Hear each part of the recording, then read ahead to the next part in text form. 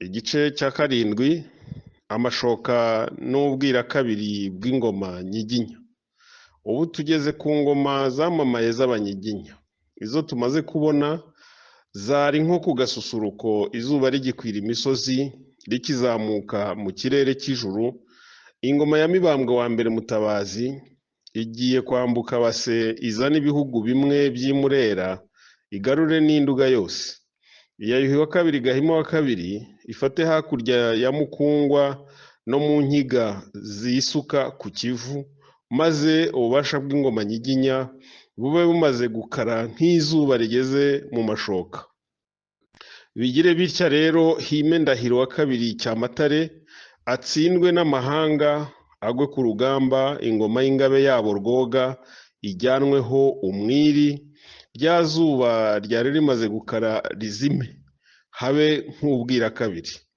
Ingoma ya Mibambwe wa mbere Sekarongoro wa mbere Mutabazi wa mbere, itsindwa ry'Induga rya mbere, igarurwa ry'amahugu yo mu Murera, igitero cya kabiri cy'Abanyoro ahagana mu mwaka w'1411. Twabonye ko Cyilima wa mbere ubwe yasize araze Sekarongoro ingoma, ariko rero kuragwa ingoma si kimwe no kwimikwa. Kigeli wa mbere niwe wasize yimitse Sekarongoro, yenda irya Mibambwe wa mbere. Iryo yimikwa rya Mibambwe wa mbere mu bisigo navuga ko ari ubutabazi bwe yabihembewe. Mu gisigo gikuru cyo ku ngoma ya Cyilima wa kabiri Rujugira cya wa musizi Mirama ya Rutwa cyitwa Umunsi inkuba iganza intare, kimuvugaho kiti: uwo ninzi guhakwa, watabaranye uruhanga arahabwa, abamuhaye uruguma abisha urugina. Twabonye kare kandi mu kindi cya Cyilima uwo cyitwa Umunsi yuhiza inka uburanga, aho Kigeli wa mbere Mukobanya amubwira ati: aka gahama zikuremye Nyamahamba, mfite indishyi izi ngoma nzazikuraga. N'ikindi cyitwa Inyundo yacuze abami cyo ku ngoma ya Yuhi wa kane Gahindiro, cyasize Nsabimana na Nyabiguma, kivuga ko Mibambwe wa mbere yagiye kurwana i Musave, kiti: avuyeyo aramwimika, ingoma zuhagizwa ingoma. Ntimutangazwe n'igituma dutanga ibyo bisigoho abagabo bo kwemeza ibyo twumvise mu bitekerezo bisanzwe. Nibyo bitwereka ko ibivugwa ubu byahoze bivugwa. Hariho wenda uwibwira ati hariya Kigeli wa mbere amubwira ngo izi ngoma nzazikuraga, aho ntiherekana ko atamwimitse ubwo. Ibyo turabizi kuko Kigeli wa kane Rwabugiri yimitse Mibambwe wa kane Rutarindwa ejo bundi, abenshi muri twe bareba. Umwami yimika umwana we akaba umwami koko, ariko akajya avugirwa n'ingoma gusa z'imivugo, iy'ingabe ikagumana na se, ingabe zikazahabwa umuhungu se yatanze. Mibambwe wa mbere amaze kwenda ingoma, yubaka umurwa wa Kigali n'uwa Bweramvura bwa Kabuye mu Bumbogo. Mu bagore be tuzi Harishetsa w'Umwegakazi, nyina wa Hondi na Gatambira, hakaba Gisanirwa nyina wa Gahindiro. Abandi bene Mibambwe tutamenye nyina ni Forongo na Nyabutama. Igihe cya Mibambwe wa mbere mu Bugesera hari umwami witwaga Nsoro wa kabiri Sangano. Mu Nduga himye Nkuba, kwa kundi kwa mbere. Mibambwe wa mbere yabanaga na Sangano cyane, ndetse umwe yaraterwaga agatabaza undi. Ingabo za Mibambwe wa mbere batoranywe zitwaga Uburunga, tuzajya tuzita Uburunga bwa mbere, kuko hanyuma haje izindi tuzajya twita Uburunga bwa kabiri. Iza Sangano zitwaga Imanga, zikaba intwari zikomeye rwose. Mibambwe wa mbere aragenda yubaka i Gasabo. Igihe yari kuri uwo murwa bavuga ko ari bwo Runukamishyo rwa Muhiga wa Nyamurorwa yahingutse mu Rwanda. Twabonye mbere ko mwenda wa Muhiga wundi Rurezi yari yarageze mu Rwanda ku ngoma ya Kigeli wa mbere. Runukamishyo uwo niwe ukomokaho aba basinga bitwa Abanukamishyo. Inzu y'Aboshya nayo ni Abanukamishyo. Iwe hari mu Ndorwa y'Ubutumbi. Yadukiye mu Rwanda rimwe na Nkongori sekuru w'Ababega b'Abakongori na Ndejuru sekuru w'Abega w'Abarejuru. Iyo miryango yo mu Butumbi yose niko yaje iragura. Na n'ubu Abanukamishyo n'Abakongori bagiraga uwo muhango wo kuragurira umwami inka n'inkoko, nubwo abandi batabaga babiyobewe rwose. Imizire ya Runukamishyo mu Rwanda igira igitekerezo cyiza. Simvuga ko birimo byose ari ukuri, ariko ibintu bidusobanurira ibitekerezo by'ukuri koko. Ariko rero n'ibitari ukuri nyamara nibura bihimbitse neza.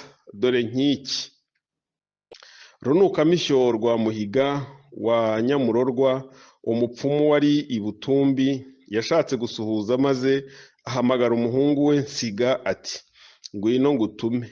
Umwana araza ati: ntuma ndaje. Runukamishyo ati: Nsiga ya Kizihiza, genda ungire i Gisaka kwa Bazimya umuntahirize. Ungire Ibuha kwa Ruhanga uti ngo mutahe cyane. Ungire i Rwanda kwa Mibambwe uti ngo mutahe cyane. Ungire i Burundi kwa Ntare uti ngo mutahe cyane. Ungire i Bunyabungo kwa Ngabo uti ngo mutahe cyane, maze kandi ubigire vuba vuba ugaruke wahura inka aya maguru. Umwana asubira mu rugo arira, abwira nyina ati: urabeho Runukamishyo aranshiye. Nyina ati: ese ndabizi ko antumye. Nyina ati: ese ndabizi ko antumye mu bihugu byose, kandi akagira ngo ngaruke nahure inka aya maguru. Ureba se akumbwira ko anshiye? Nyina ati: humura Nyabusa, yashatse kuragura. Genda umubwire ko uvuyeyo hose, icyo akubaza cyose wikirize, biraba birangiye. Nsiga rero arahindukira ati: mvuyeyo ndaje. Runukamishyo ati: wanshohoreje ubutumwa? Nsiga ati: cyane nahageze hose. Runukamishyo ati: mvuye i Gisaka kwa Bazimya. Uvuye i Gisaka kwa Bazimya? Aracyakomaho, igihugu kizamarwa n'ubwiko. Nsiga ati: ngo mutahe cyane. Undi ati: uvuye mu Buha kwa Ruhaga, ariho Mukondo uzakamirwa n'umukobwa we? Nsiga ati: ngo mutahe cyane. Undi ati: uvuye i Burundi kwa Ntare, aracyakomaho Nyundo icura itazuzuza? Nsiga ati: ngo mutahe cyane. Undi ati: uvuye i Bunyabungo kwa Ngabo, aracyakomaho Nyundo icura izacika? Nsiga ati: ngo mutahe cyane. Undi ati: uvuye i Rwanda kwa Mibambwe, aracyakomaho Karyamyandu kazarya imyandu y'ibindi bihugu atazayishyura? Nsiga ati: ngo mutahe cyane. Undi ati: uvuye i Ndorwa kwa Gahaya, aracyakomaho Nyundo icurwa izacika? Nsiga ati: ngo mutahe cyane. Runukamishyo ati: hojya ubwire nyoko ahambire ibirago, tujye mu Rwanda dusuhukire Mibambwe. Barahaguruka bamanuka berekeza Urwino. Bageze mu nzira babona amayira abiri, inzira imwe ijya i Gisaka, indi ijya i Rwanda. Kuko batari bazi inzira neza, Runukamishyo ababwira kubaga inkoko ngo baragure bereze inzira izabasohoza amahoro.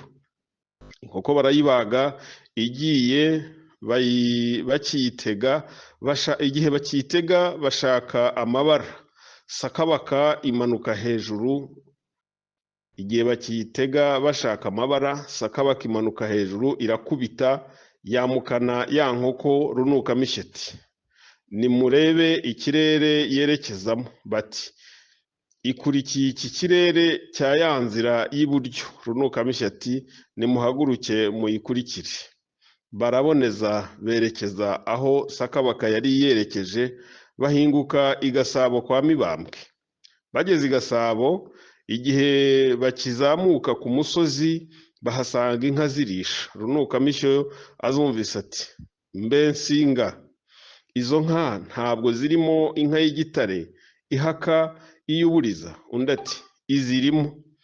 Barikomereza bajya ibwami. Runukamisyo amaze guhakwa neza abwira Mibambwe ati hariya twahasanze inka y'igitare ihaka uburiza, murayishingane, izaguha imitsindo. Inka bayishingana nyirayo. Bati iyo nka nijya kubyara uramenye uzayireke yibyaze, ntuzayibyaze. Bukeye inka irerera bimara kane. Nyirayo arababwira ati ubona ko inka igiye gupfa, arayibyaza. Runukamisyo abwira umwami ati abantu bagoma kwinshi, wa mugabo yabyajije ya nka ye, wari ugiye kuzatsinda bitaguteye ibyorezo, none uwo mugabo yakoze inka mu nda, akoze ababyeyi mu nda, uzatsinda ubanje koreza imbaga. Ugiye kandi kuzajya wica abo muva inda imwe, n'abo ubyaye n'abo uhatse. Uno mugabo ayogoje igihugu. Atariko rero noneho ubwo yayibaze baramubuze kuzirika icyo kimasa yabyaye, bagishyire mu kiraro gusa, ntihazagire umugozi ugikoraho. Babibwira wa mugabo. Bukeye ikimasa gikurana umururumba, kikamena ikiraro, nyiracyo arakizirika. Runukamisyo aba yageze ibwami ati wa mugabo yongere gukora ishyano kandi yaziritse cya kimasa, azanye ingoyi mu Rwanda, uboshye abatutsi bitajyaga kuzabaho. Inka zigiye kujya zizanwa n'umugozi. Bukeye ikimasa kimaze gukura, Runukamishyati nibakizane bagihe imbuto y'umwami tukimuragurire. Barakizana, bagiye kukibirira mu gikari cy'umuturage waho, bagikojeje umushyo, kirasimbuka injishi kirazica, kiratwaza kimena urugo. Baragikurikira basanga aho kiryamye mu rufunzo rwa Munyeri hasi ya Gasabo. Kimaze kunanirwa bakibagiraho, basenga cyeze. Igihe gipfumuye urugo cyari cyajyanye n'imishishiro mu mahembe, aho cyaryamye aho kihasanga umugabo watemaga inkorogoto, agira ubwoba ahunga ahasize ingata ye n'ikibando cye byose. Runukamisyo ategeka ko babijyana ibwami. Bigeze aho, Runukamisyo aragurira umwami imitsindo y'icyo kimasa ati abagikurikiye bagiye bayoborwa n'amaraso, cyagendaga kiva inzira yose. Ibyo biravuga ko kiguhaye umukamo w'ibihugu bigari, ntabwo cyaguhiniye, kiguhaye kwirambura. Imishishiro cyajyanye mu mahembe ikuraguriye ko ikoro rirarenzeho, ishishiro rizajya rigukurikirira muri ibyo bihugu bya kure. Ingata basanze iruhande rwacyo ni ingata y'amaturo n'amakoro bizajya bigusanga mu bihugu wagiye kugarura. Ikibando bahasanze ni icy'ibimuga n'indushyi n'abagucikiye, bazajya bakugana wenyine, bazabaho warengeye ugarura ibihugu. Bakaba basanze imikara yo mu rufunzo yakiriye ku munwa, ibonye baje irahunga. Runukamishyatu ati iyo mikara yakiriye ku munwa ni abahutu basangiye n'abatutsi, ntimukinenanye, ugiye gushyingirana na rubanda, umuhutu atunge abe umututsi, bakaba basanze mu igwa ryacyo cyakomerekejwe n'igiti mu nda, runukamo ishyati, ubucuti n'ububane n'ubuvandimwe ntibikibaye nka mbere, bigiye gukubita ku nda abe ariyo ihuza abantu. Birangiye runukamisha abwira umwami ati wikwiharira wenyine, tanga ibiti ucira umwami w'i Burundi n'uw'i Gisaka n'uw'i Ndorwa n'uw'i Bunyabungo n'uw'i Bugara n'uw'i Buberuka n'uw'i Bungwe, bizabatera gutsindwa. Icyo kirari kirekire waraguriwe kibimbuwe n'iyo mana ijya kugutatira.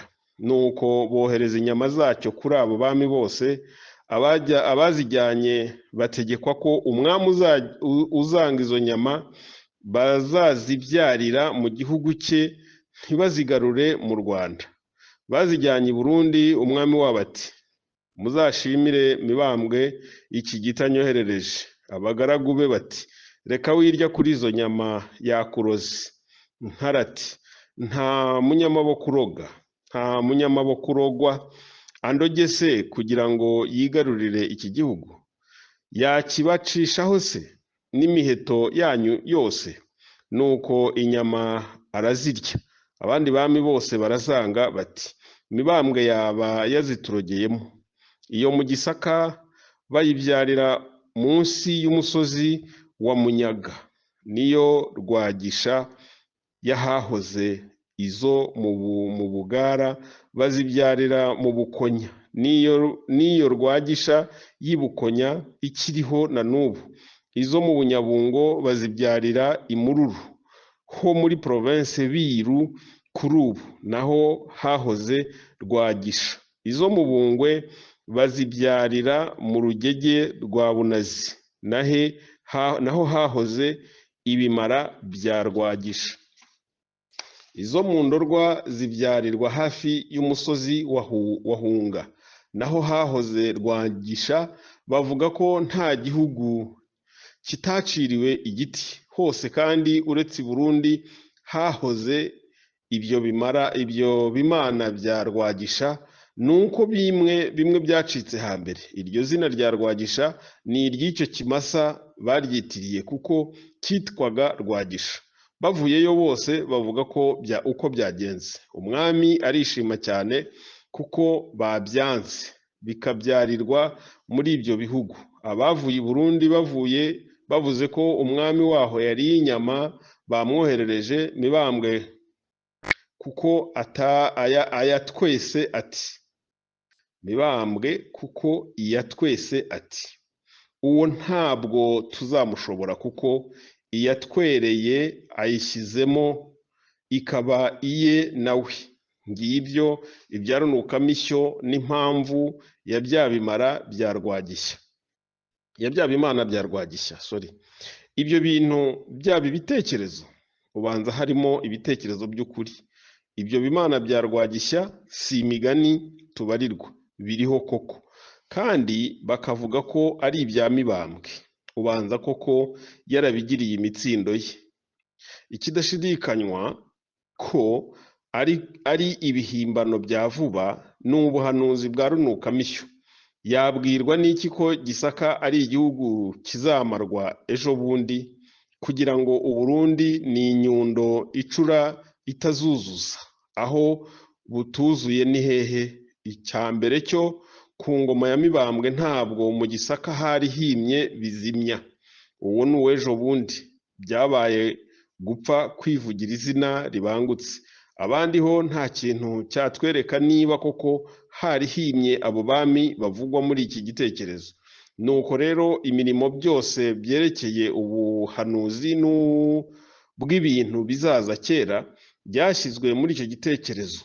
Hanyuma aho bisohoreye ni kimwe n'ibyo bya runukamisyo w'impumyi umenya inka y'igitare atayibwiwe n'ibyo bavuze by'ikimasa cyayo, iby'uko kandi ari icyo kimasa cyatumye abantu bagwa ku ngamba, abandi bakabohwa n'umwami, abandi bakabica. Icyanyereka runukamisyo ngo tumwibarize ko iyo batazirika icyo kimasa baba baragiye batsinda nta muntu upfuye.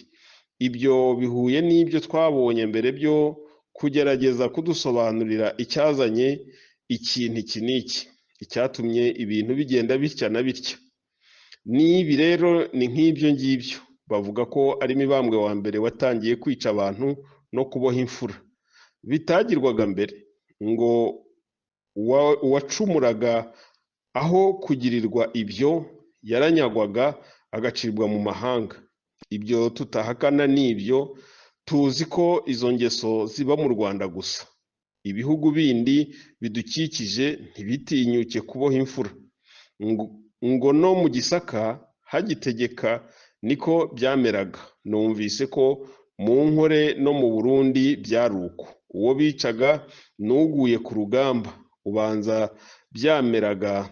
Numvise ko mu Nkore no mu Burundi byari uko, uwo bicaga n'uguye ku rugamba, ubanza ariko bimeze n'ubu. Nanjye ni ukubibwirwa gusa, wenda Mibambwe wa mbere yaba yarabitangiye koko, nyuma bagahimba ayo magambo kugira ngo basobanure icyabimuteye.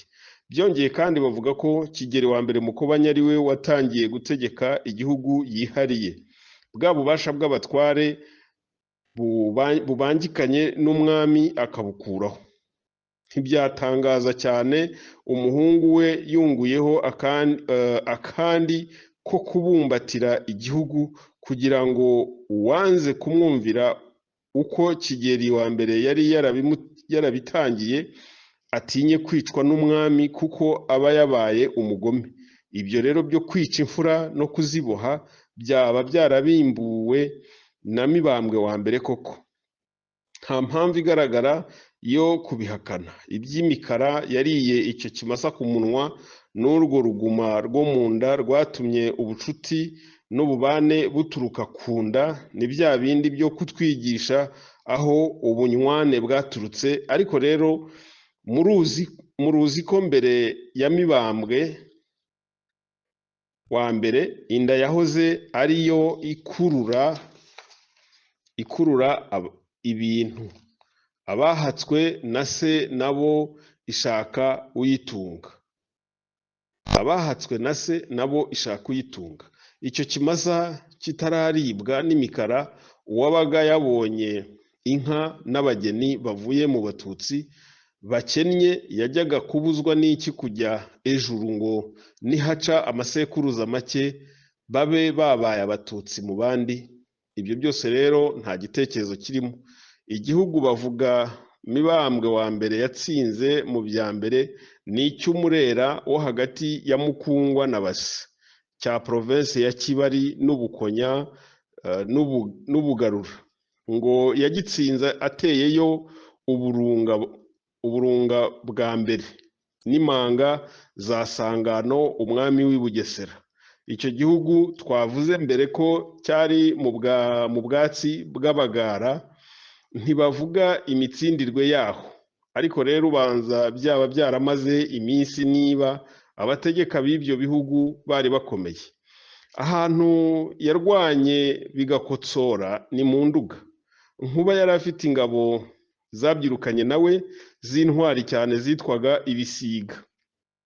Mibambwe wa mbere yahateje ibitero byinshi, ndetse n'abacengeri benshi barahatabara.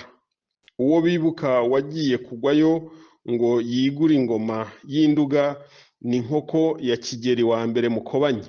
Yaguye ahitwa ku Rutabo, ahagana ku ngoma mu Mayaga ya ruguru. Uretse ibitekerezo, Nkoko avugwa no mu gisigo cyitwa Riratukuye ishyamba icumita ibindi bihugu cyo ku ngoma ya Ruganzu wa kabiri Ndoli, aho kibanza kuvuga ko Imana ariyo yereka abami aho banyura bajya gutsinda, ngo badahagurukira ubusa. Kiti ngurwo urugendo rwanyu ruhatse rugatuma Kibanza bucya yigura ingoma za Kibanda. Uwo Kibanza bucya ni inkoko, kuko arizo zibimburira umunsi zikabika Kibanda. Iyo ni Induga, mujya mwumva Induga ngari ya Kibanda. Ariko rero nkoko uwo nuwo bakibuka gusa, hariho n'abandi. Ku ngoma ya Cyilima II Rujugira barabitekerezaga, kuko biri mu gisigo cy'ubwo cyitwa Zemeye inganzo cyasize Bagorozi banzabona riba.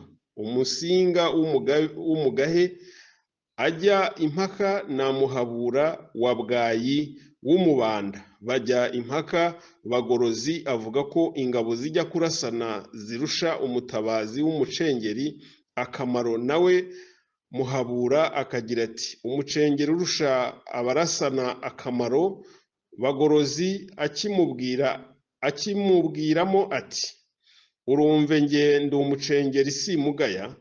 Afasha imbaga icumitana amacumu, twakweza kumwe Imana nkakurusha imbaga, ukaba umwe nkaba igisagara, nagusumbya iminyago, singa y'imbaga nzicyo yamaze kumugina, Mugerariba w'amabara tukinyanya abantu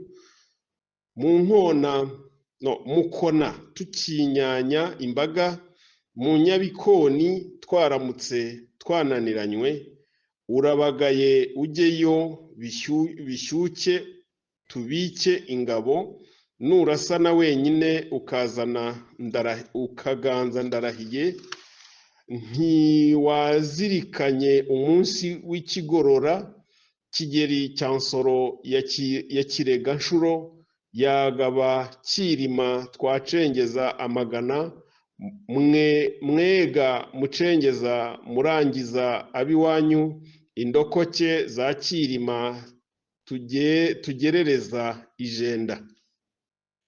Murareba ko muri icyo gisigo Bagorozi yacyuriraga Muhabura, kuko yari Umubanda. Ati ntiwahereye mu ntambara za kera mutaratsindwa ko twacengeje amagana y'abatabazi, ariko bikaba iby'ubusa mukatunanira, kuko tutari twakabarushije imbaga. Abazi ibyo bihugu baruzi ko izo ntambara zabereye ku Mugina wa Jenda no mu Nkona ka Mashyoza n'Ikigorora. Aho hose ubu ni umusozi umwe w'igisonga cyo ku Mayaga. Mwumvise ko urugamba rumwe rw'Ikigorora rwagiyeho abacengeri batabarika. Ari aho hijenda ingabo z'i Rwanda zagerereje inyuma. Ubu ni ku Mayaga. Naho uko mureba rero Induga yatsinzwe bigoye, murebe n'ikindi cyerekana ko Ababanda bari bafite ingoma ikomeye, nabo bagiraga abacengeri. Dore Bagorozi arabimucyurira amuseka ati abacengeri bacu twe twoherezaga bake, abarasana bakaba benshi, naho mwe uwabaga akwiriye kurasana wese mwamugiraga umucengeri. Umva ko ugira ngo abarasana ni ubusa. Ubwo murangije abantu banyu, nibwo abarasanyi basagutse bo mu Rwanda tuje tugashinga ingando zacize ijenda mu gihugu cyanyu.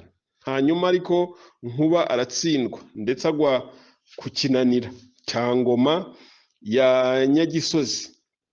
Abana be bose barapfa, hasigara umwe witwa Mashira, ahungira mu Bugesera yiyoberanyije ngo batamenya uwo ari we, bakamutanga.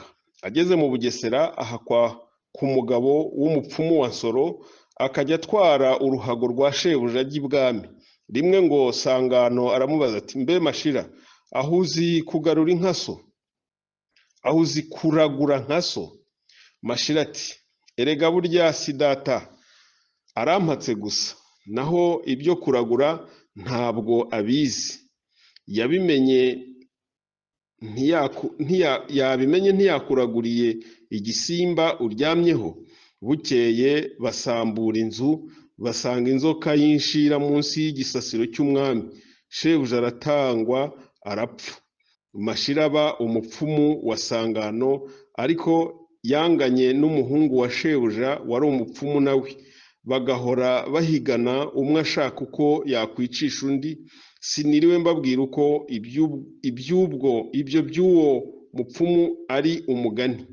Wenda uwo muntu yabayeho, si byo mpakana, ariko rero iby'iyo nzoka ku muntu utabanje kuyibona ntibyakwemerwa. Mashira arogera mu Bugesera aba umupfumu n'umuvubyi. Dore umugani bavuga watumye acikira Mibambwe wa mbere, hanyuma akisubiza igihugu cye. Amapfa yateye mu Bugesera, ibintu birayoba, ngo bararaguza rero kugira ngo barebe uwabiciye imvura. Ngo Mashira niwe wayicaga, ariko agashaka kuyobya abapfumu n'umugore we akamukikira. Mashira akarambiriza mu muvure wuzuye amazi ashinzemo imifunzo. Abapfumu rero bakagira bati, uwica imvura ni akayoberane, ari mu ruzi ku rufunzo, kandi yicaye ku bibero bya nyina. Ni umwana uri ku ibere, kandi ariko ni umugabo. Bukeye rero umugore we aganira n'abandi bagore bavuga ibintu n'ibindi, ati, njyeweho umugabo wanjye yaranyobeye, sinzi ibyo aba afinda. Yambara inkondo nk'abana, nkamukikira, akarambiriza mu muvure wuzuye amazi yabanje kuwushingamo imfunzo. Abagore bandi baratangara, inkuru bayikwiza hose. Igeze ibwami bibuka ya ndagu, bategeka gufata Mashira. Abimenye aracika, aza mu Rwanda ari kumwe na mwene se wabo Munyanya wa Bihamya bya Sabugabo, bari baracikanye i Bugesera kera. Ariko rero uwo mugani nta cyatwereka ko wifitemo igitekerezo, haba ubwo waba warahimbiwe ubusa ntacyo watangiriyeho. Icyo twakeka cyashobora kubamo cy'agatekerezo ni uko hari mu Bugesera haba harateye amapfa koko, bagatangira kwica abavubyi. Mashira agatinya ko bamwica, agacikira Mibambwe. Ibyo rero ni ibintu bishoboka kuba byarabayeho, nyamara ariko nta shingiro bifite. Mashira rero ahagurukana na Munyanya n'umugaragu wabo wundi Kibungo, babanza kwa Gacumu, umutware wa Mibambwe wa mbere, wari utuye ku gasozi yisigiye izina rye cyitwa ku Gacumu, hafi yo ku Kamonyi. Ako gasozi kahoze kitwa ku ka Gacumu. Basanga naho ya mapfa basize mu Bugesera yaracanye mu Rwanda. Mashira asaba icumbi, abwira Gacumu ati, ndi umuhondogo ubasuhukiye, mpakiwe kuri Mibambwe, azanyakire neza, nzi kuragura cyane. Gacumu amusohoza kuri Mibambwe wa mbere, ahahakwa iminsi, araragura, aratona cyane. Asaba Mibambwe wa mbere kumuha igikingi mu Nduga, ahabwa mu Bibungo bya Mukinga. Amugabira n'inka nyinshi. Bukeye ndetse amuha gutwara provinsi mu Nduga. Mashira abonye ko yishimiye amaboko, akora ku bagaragu babo yari yarabanje kumugomesha rwihishwa, baramwimika. Induga yose igomera Mibambwe wa mbere. Oya, si ukuyobokwa. Igihugu cyabo kibigirira agashungo hose, bati, si twe twabona umwami wacu tugakira ibyo binyamahanga by'i Rwanda. Mibambwe wa mbere akoranya ingabo, atera Nduga, baramunanira neza. Arongera agabayo abatabazi n'abacengeri, gatambira ka Mibambwe nyine aza ari we agwa ku rugondo rwa Tambwe ko mu Nduga, niwe sekuru w'Abanyiginya bitwa Abenegitambira. Hajyayo na Mihira ya Gahindiro ka Mibambwe agwa mu Nduga atyo. Amaherezo hajyayo Munyanya wa Bihanya, wa wundi wari waracikanye na Mashira. Bari barageze aho barangana. Munyanya acikira i Rwanda asaba kuba umutabazi ngo yihorere Mashira. Bavuga ko impamvu yatumye Munyanya acika ngo yari yajyanye na Mashira guhiga, akomeretswa n'igiti ava amaraso. Mashira ati iki gihugu ukiviriyemo make uzakiviramo menshi. Munyanya akeka ko amubwiye ko azamwica, naho ngo amuhanurira ko azaba umucengeri. Ariko rero ni umugani utagira ishingiro. Mashira amenye ko Munyanya azaba umucengeri wo kumwicisha, ntiyareba uko amwikiza hakiri kare, yarinda kumuburira. Icyo umuntu yakeka cy'ukuri ni uko Mashira yaba yarahemukiye Munyanya aho bacikukiye, hanyuma Munyanya yacikira i Rwanda abapfumu bakamubonamo umutabazi w'umucengeri. Mashira amaze kunanirana Mibambwe wa mbere arazibukira, ingoma y'Ababanda izuka ityo. Abacengeri bandi baguye mu Nduga ubwo no mu bitero bindi ntabwo bazwi. Mihira we yavuzwe mu gisigo cy'abacengeri cyo ku ngoma ya Cyilima wa kabiri Rujugira cyitwa Umurambi w'ingoma. Ibya Gatambira bivugwa mu gisigo cy'abacengeri cyo ku ngoma ya Cyilima wa kabiri nacyo cyitwa Mbwire Bagorozi umunsi agumye, cyasize Muhabura akiburanisha nicyo twavuze mbere cyazemeye inganzo. Mashira nawe yohereza ibitero mu Rwanda, ndetse byambuka Nyabarongo. Kimwe cyari kigabye umuhungu we Ngoga, kigera ku muhanda wa Nzove hasi ya Nyamweru. Ngoga aharandura ikimana Mibambwe yari aherutse kuhabyarira.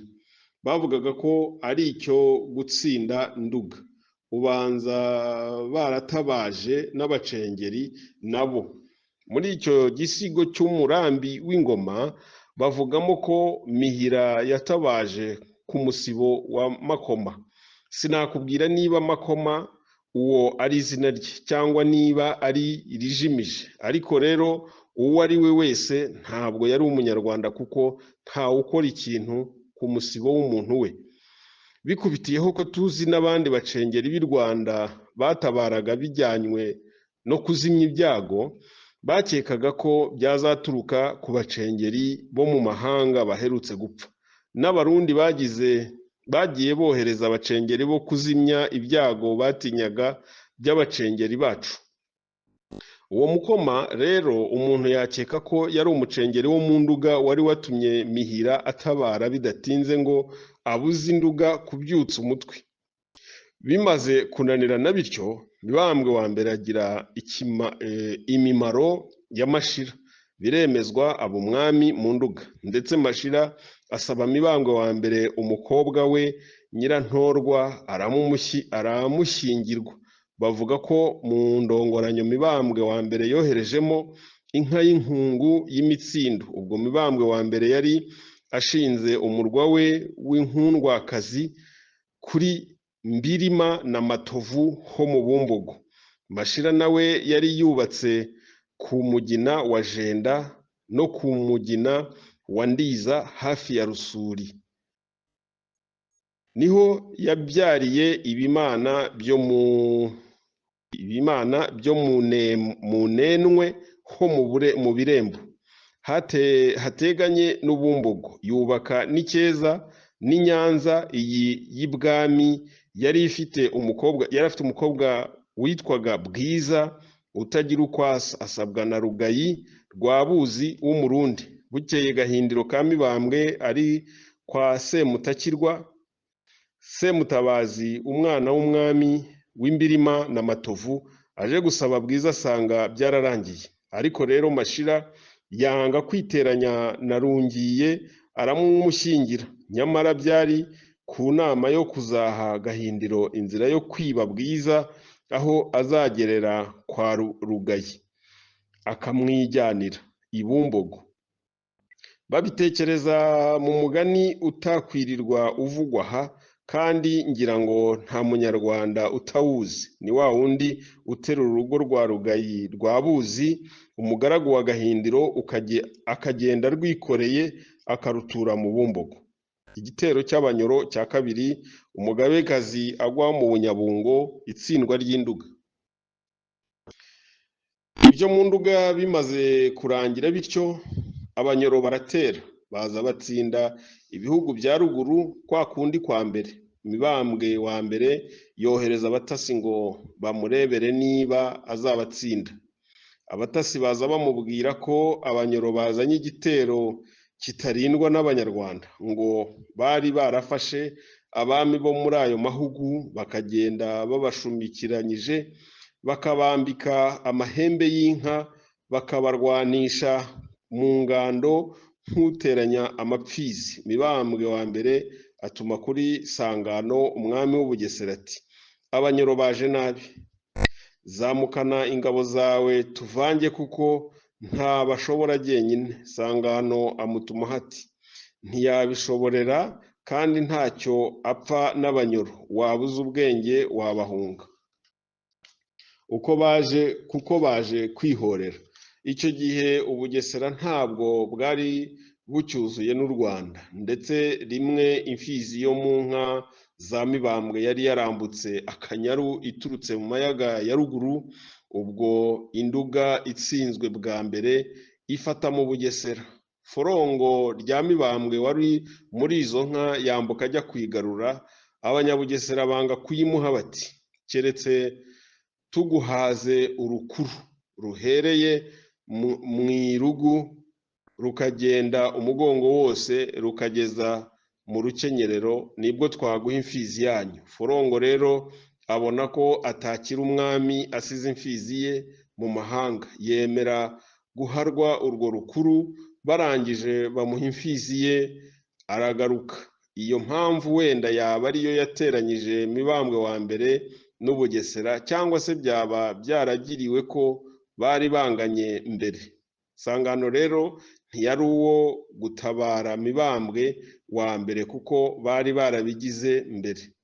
Mibambwe wa mbere agerageza gutabaza mu Gisaka, ubwo hari himye Kimenyi wa kabiri Shumbusho, ariko nabyo ntibyashoboka kuko inzigo zabo zari zikiri hafi, ndetse Kimenyi wa kabiri ubwe yibonanira na Mibambwe wa mbere. Mibambwe ati: ubwo mutemeye kumvuna ngo dufatanye Abanyoro, siniriwe mbarwanya ndabahunze.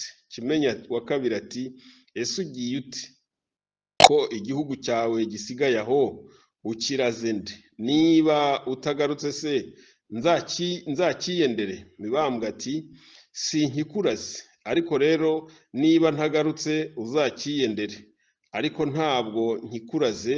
Mibambwe wa mbere ahagurukana n'ibye byose n'ingabo ze, ava i Kabuye ka Jabana, yambuka uruzi ataha Ruyumba rwa Matovu. Bukeye ataha Ubugarura bwa Nyundo, igiti cy'iraro rye cyaranahahoze. Ahavuye ataha Joma ryambuye ho mu Kabagari, hahoze n'ikigabiro cy'urwibutso cye. Bukeye acuma gato ataha ahitwa ku ndamutsa ya Remera rya Kabagari, mu rugo rwa Batenda ba Miguriro ya Mitamu. aharamvurira ingoma ye yitwa Kigamba. Ni muri iyo y'Iremera y'Abaforongo ho mu Buriza. Bukeye yambukira mu cyambu cyitwa Icyinka, gifata mu Bunyambiriri, acumbika muri Remera rya Kibaga. Ahabyarira Imana y'Uruhuga yari ihereje ibiti byaho, bayibyariye byitwa mu Mana za Ruhuga. Bukeye ataha mu mpinga ya Mugano ho mu Bunyambiriri. Irero rye niryo ryabaye ibimana byitwa mu Ntuku. amenera ishyamba uburwamase rwa Rwufi ajya mu Kinyaga. Ubwo ntibagombaga gusaba amayira kuri Mashira no ku bandi kuko ubwo bari baruzuye, kandi na Mashira ntiyari buze kwihungira. Nta wakwibutse kwigarurira igihugu kandi aneshejwe muki.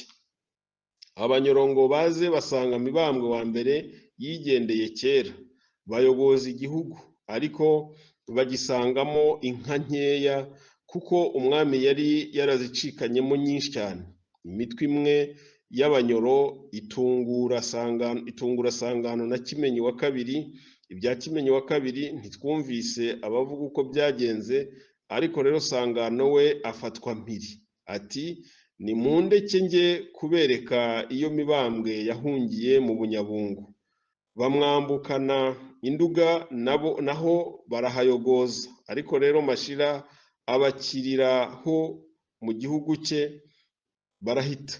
Ngo Sangano bamwiciye mu ishyamba rya Ngiga bareba mu Kinyaga. Imitwe y'Abanyoro imwe yasigaranaga iminyago, indi igakomeza ikajya kure. Iyo yari ikurikiye Mibambwe wa mbere igera mu Kinyaga.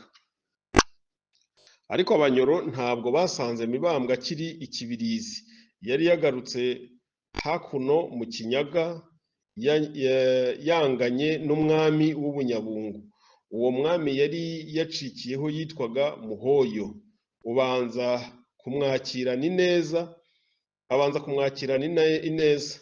Bibaye bitamaze iminsi, imfizi imwe ya Mibambwe wa mbere irwana n'iya Muhoyo, iya Muhoyo irapfa. Abanyabungo bararakara, bashaka gutera Mibambwe wa mbere amacumu kugira ngo bahorere iya shebuja.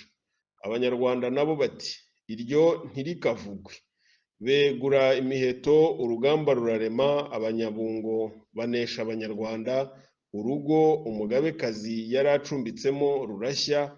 Nyiramibambwe wa mbere Nyabadaha agwaho. Ingoma y'Ingabe ya Mibambwe ariyo Rwoga hamwe n'izindi ngoma Abanyabungo babiroha mu Kivu. Abanyarwanda bajya kubyendamo ingabo. Ibyabo byose bifata hakuno ya Rusizi. Iyo mitangire ya Nyiramibambwe wa mbere niyo yatumye Abanyarwanda bangana n'Abanyabungo bitagira urugero, ngo ni inzigo ya karande.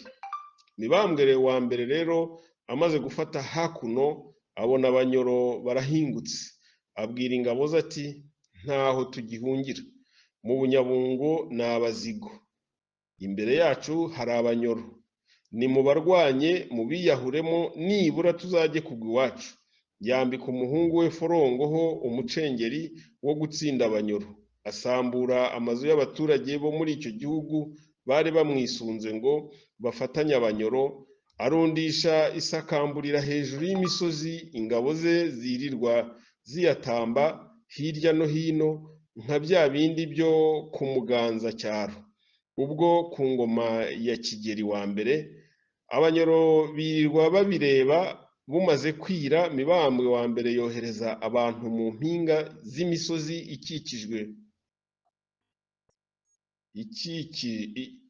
ikikijwe ingando z'Abanyoro, bacana imiriro myinshi hose, barara bavuza induru. Abanyoro babona ko bagiye kugwa mu rukubo, bahunga ijoro ryose, bigabyemo imirari ibiri. Umwe uzamuka werekeza i Nyamasheke, aba ari wo wicira Forongo mu gishanga cyitwa Mwaga cyo mu Kinyaga. Undi uboneza ishyamba ryose, urimena werekeza iyo izuba rituruka, utungukira mu Bungwe. Bayoberwa inzira izabahuza n'ababo, bihagararaho gusa, barinda bagera mu ishyamba ry'Uburwi ryegamiye Akanyaru. Babuze inzira barigumamo, bararikonda. Nibo izi Ndara, nabo kandi na n'ubu barabizi ni Abanyoro. Izina ry'Indara baryitiriwe ko bageze ino bakahacumbika ubutazararuka ngo batahe iwabo. Iby'ubutabazi bwa Forongo biri mu gisigo cy'umurambi w'ingoma, aho kigira kiti uwo agurwa urugumye nka forongo, waguzwe umukiko w'imabiko nkoni agataha. Mu ihindukira yagarutse asubira muri ya mararo ye ya mbere, avuye i Remera ya Kabagari. Ku ndamutse ageze Igitwe imvura irashoka, asanga hatari hatuwe, arahanyagirirwa, arahavuma ati ntugaturwe uko umwami yimye. Kuva ubwo cyari kizira ku Banyarwanda, nta wubakaga Igitwe. Umwami aza i Nyamagana ari nk'umushyitsi wa Mashira. Ubwo Mashira yari yubatse mu Kivumu cya Rwesero. Mwibuke ko yari yarabaye umukwe wa Mibambwe. Mashira rero aza gusanganira sebukwe, ntacyo yikeka, arazimana. Igihe bigeze hagati aramufata Mibambwe wa mbere aramwica, amutsinda ahangaha i Nyanza. Ibyo kwa Mashira arabirimbura. Induga itsinzwe noneho. Ahari icyatumye bishobokera Mibambwe wa mbere ako kanya, nuko yaraje yatsinze Abanyoro. Ageze ino mu Byino asanga Abanyoro baratashye. Umwami wabo Cwa agwa mu nkore za Gacucu mu ndorwa y'ubushongero ataha. Urwo rupfu rwose barwegurira Mibambwe wa mbere ngo niwe wakenye Cwa. Ubanza kuzahura igihugu cye ayobora n'Induga, ayishishikariye ngo itazongera kubyutsa umutwe ikamurushya nka mbere. Nyamara igihugu cye nticyari kikiri cyose. Kimenyi wa kabiri Shumbusho yamaze kubona Abanyoro bikubuye, araza yenda Ubwanacyambwe bwose, urubibi rw'Igisaka arugira umugezi wa Nyabugogo n'uruzi rwa Nyabarongo, ndetse araza yubaka umurwa wa Kigali, byo gushaka kwimura abami b'u Rwanda mu murwa wabo. Ikigabiro cye cyarahagumye bigeza muri ibi bihe bya vuba. Mibambwe wa mbere asanze byaragenze bityo, abona ko adafite amaboko yo kurwanya uwo mwami, abirekeraho. Bikomeza gutyo rero n'abandi bami, ntihagire utinyuka kurwanya Igisaka kuko cyari kikirushije u Rwanda intege. Tuzabona nyuma ko Bwanacyambwe bwagarutse ku ngoma ya Kigeli wa kabiri Nyamuheshera, ariko mu nzira zitari umurwano. Iby'iki gitero cya kabiri cy'Abanyoro ntibiri mu magambo y'abatekereza gusa. Dufite ibisigo byo ku ngoma za kera byerekana ko cyahozeho gitekerezwa gitya. Ku ngoma ya Mibambwe wa kabiri Gisanura, umusizi Muguta yahimbye ibisigo bibiri. Icya mbere cyitwa Nigire inama nanoga, akivugamo Mibambwe ati ndakumiriye ukubira ishema, unyumvire nkumurikire inka ngutuye, zimpesha izindi. Mugira byo nguhariye Nyamugira ubutabaye, nyiricumu ryaca igihugu mo ikibi kabiri. Abandi bami bavukaga ku rupfu bakarupfaho, nawe nta kagero akazarukiraho. Urya ni kavugwa ni mvukije nde, niwe wavura ibihugu icyiza byarwaraga. Muri aya magambo murareba ko harimo ibitero byombi by'Abanyoro. Nibyo icyo kibi cyaje kabiri mu gihugu. Ntimureba se ko abami benshi bazize ibyo bitero? Iyo ndwara y'ikiza yazahazaga ibihugu niwe wabikijije, kuko bibwiraga ko Cwa yishwe na Mibambwe wa kabiri. Mu cya kabiri cyitwa Nugure Ngozi n'ingoma, Muguta agera kuri Mibambwe ati Mutamwa ndaguhiriye, uze dutarame duhaye abami, duhaye Ruheka ibihugu rwa Biheko. Umuriro watwikaga ibihugu uwuzimisha igisanza, dukurire uburunga aho urutira abandi. Aza no kwivuga mu Bunyabungo. Nyabungo yamubuze amuruzi ku bwa kabiri, aha Karatsa yinjiza ndamukunguranya aho karatsa yinjiza ndamukunguranya. Uwo muriro watwikaga ibihugu n'inkongi y'abanyoro. Igisanza mu kinyarwanda cya kera ni amaraso. Kumwita dukurire uburunga nuko yabyirukanye n'izo ntore ze z'uburunga twavuze mbere. Nyabungo uriya wamubuze amureba ubwaje bwa kabiri muruzi icyo bivuga. Nyabungo twamusobanuye mbere, ni ukuzimiza cwa akamwitiranya na se hirya h'ubunyabungo yivuze. Hashobora gusobanurwamo kabiri, byaba bivugwa ubunyoro kuko hanyuma ari igihugu cya Nyabungo nyine, hagashobora se kuvuga ubunyabungo busanzwe kuko hanyuma y'ubutsinze nk'uko tuza kubitekereza ahandi. Ariko rero ibyo ari byo byose, ibyo bisigo biratwereka ko ku ngoma ya Mibambwe wa kabiri Gisanura batekerezaga ibyo bitero byombi. Ku ngoma ya Cyilima wa kabiri Rujugira, umusizi Nyabiguma bya Senzige ya Maguta, uwo ahimba icyitwa bantumye kubaza umuhigo twavuze mbere. Icyo kirimo n'ibyasangano wari wafashwe n'abanyoro akigura kujya kubarangira iyo Mibambwe wa mbere yari yahungiye kiti. Sugu none wasumbye amahanga, baguhaye impundu abahungu bene inka izi.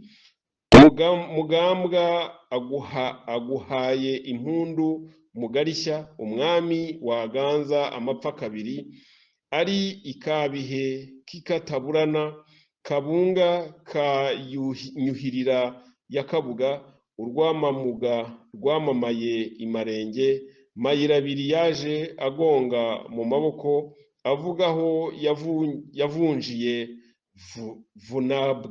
Vunabwe Kavura.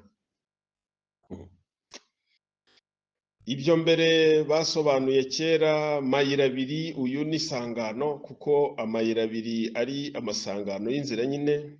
Kigakomeza rero kivuga amahoro Mibambwe yatabarukaniye ibihugu byose amaze gutsinda abanyoro kiti. Muri iyi nka yamaze kwivuga, ahamagara mu ruvumvu, yakuza no mu ruvantege no mu ntara idahunga, ahumuriza abo kwa Muhororo, Muhoza arahererekanya ngo cana. Mu ruvumvu aho ni mu rw'inzuki na Mazenga ho kwa Nyaruzi, kuko icyo gihe bari bagifite umwami Ngira ngo muruzi ko rw'inzuki ari mu ruvumvu, ni ukuzimiza mu ruvantege ni i Burundi, kuko abarundi kuko imirundi iba hasi y'intege. Intara idahuga ni Gisaka kwa Kimenyi. Umenya ikintu ntabwo ahuga ngo ayoberwe, kandi azi kwa Muhororo ni Ndorwa, kuko ari kwa Gahaya. Umuhaya yajimirijwe mu Muhororo kuko benda gusa. Muhoza uriya ni Mwambutsa w'i Burundi, kuko uwambutsa yaka bose ihoro. We yabwiye abami b'epfo b'u Burundi ati nimucane wake ba bandi baduturumbyaga batsinzwe. Ariko rero ibyo ngira ngo murabizi, n'uwo musizi washatse kwiyongereza umwami atyo. Ntimugire ngo Mibambwe wa mbere yatumye kuri abo bami, cyangwa ngo itsindwa ry'abanyoro niwe baryerekejeho. Ni Abanyarwanda babyiyerekejeho batyo, kuko intaratsi Mibambwe yatsindiye mu Kinyaga zitari igitero nyamunini. No ku ngoma ya Kigeli wa gatatu Ndabarasa niko babitekerezaga, biri mu gisigo bavuga ko ari icy'umwami ubwe, ariko cyahimbwe Kibareke cy'Abagorozi akihera Kigeli wa gatatu. Yabimusabye kugira ngo asubize umusizi Musare wamuhetereraga kuva mu ndorwa ngo agaruke mu Rwanda. Kigeli wa gatatu nawe akakivugamo ku rugero rw'abami rutazabuza kugirira igihugu akamaro, ati gutura mu Rwanda byonyine byarwungura biti. Musare yari yabwiye umwami igisigo cyo kumutabarura, avuga ko ari abami ba kera bamutumye, cyitwa mbwira umwami uko abandi bami bantumye. Kigeli wa gatatu nawe akamusubiza aburanya abami ba mbere, abibutsa ko nabo bagenze nkawe. Ageze kuri Mibambwe wa mbere ati murantege amatwi bagabo, mburanye Kizima cyadutsindira ikizima, ari umusaza Misakura niwe kigirira cyandenganaga iyeze, ku Cyeramutwe Cyilima yahatsindira inyika, niho yatsindira Nyiga na Nzirebyiri. Uwo murwa ko wabatsindiye Mugaga wa Nyamuganwa yawaguye ku rugendo. Ku Cyeramutwe hariya ni ikibirizi, impamvu murayizi, ni indabo z'imibirizi zera. Nyiga uriya twavuze mbere ibye, Nzirebyiri uriya ni isangano.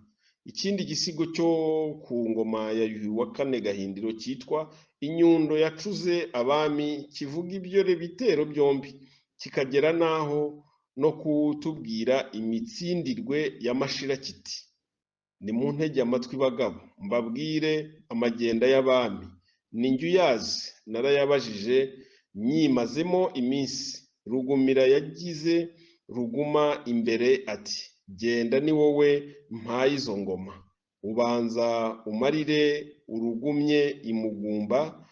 Avuyeyo aramwimika, aguma inguma zuhagirwa ingoma. Aho bagarukiye yahawe ngo bamuhambye imabiho, arabihaniza ntibagaruka ino. Uwo munsi akubukana iza Kiragura, Kirasanya Buranga, ahita ajya kwimika Yuhi. Ruguma imbere murabireba ni Mibambwe wa mbere, kuko yakomeretse ku ruhanga. Mugumba hariya ni Musave, muzi ko inka y'Isave igira icyo ihuriyeho n'ingumba. Imabiho hariya ni ikibirizi, muzi ko ikibirizi, muzi ko umubirizi ubiha cyane. Kiragura uriya ni Mashira, kuko yari umupfumu. Kirasanya Buranga nanone ni Mibambwe wa mbere, kuko yatsindishije uruhanga rwe ari rwo Buranga.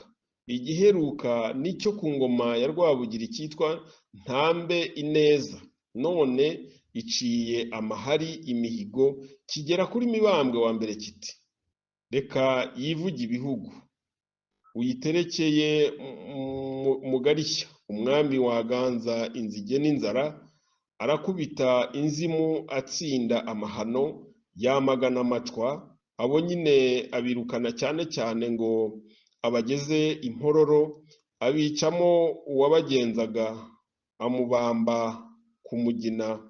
Mugabo w'ishema ahubutse ava imahibo, akura Ndagura ku ngoma.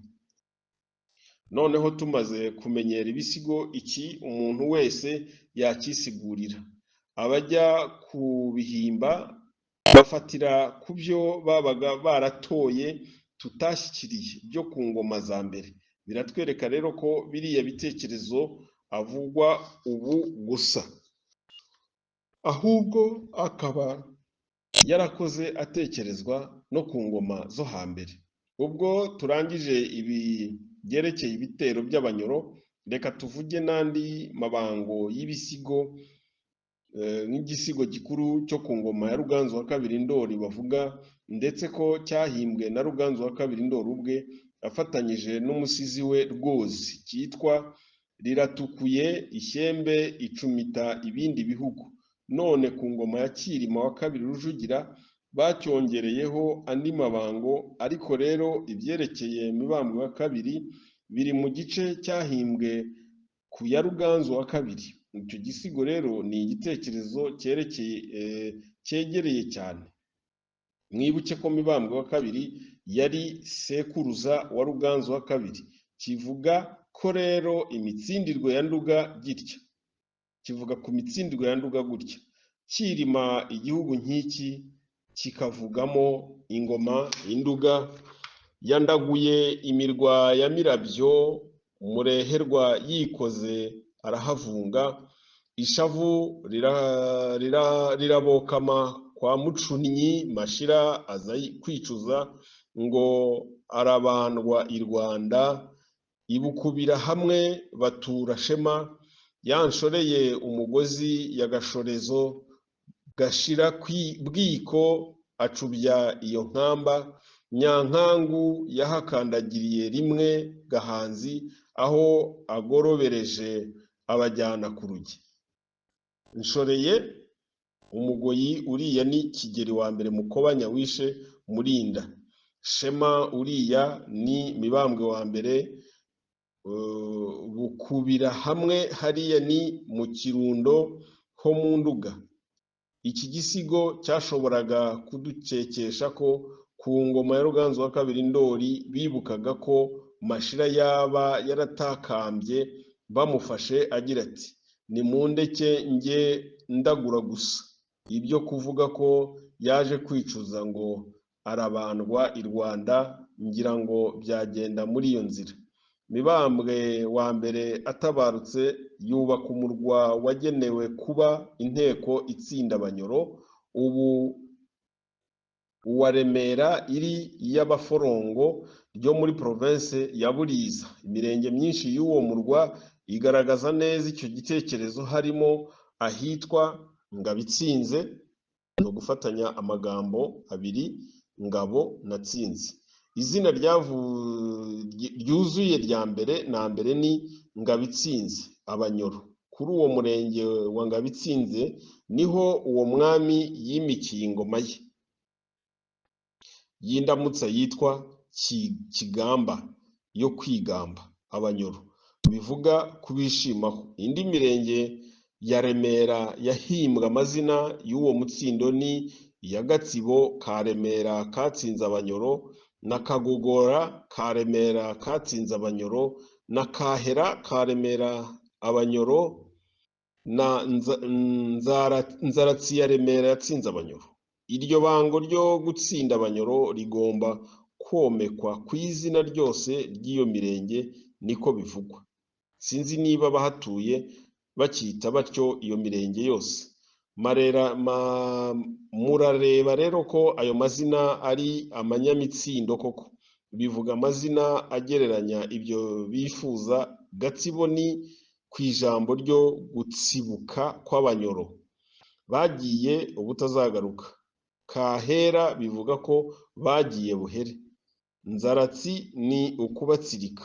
Izina ntabonye urimenya neza ni ririya rya Kagogora, sinzi niba rituruka ku kugogora nk'ugogora ifu basya. Bikaba rero ari ukuvuga ko Abanyoro basewe bagahinduka ubushingwe.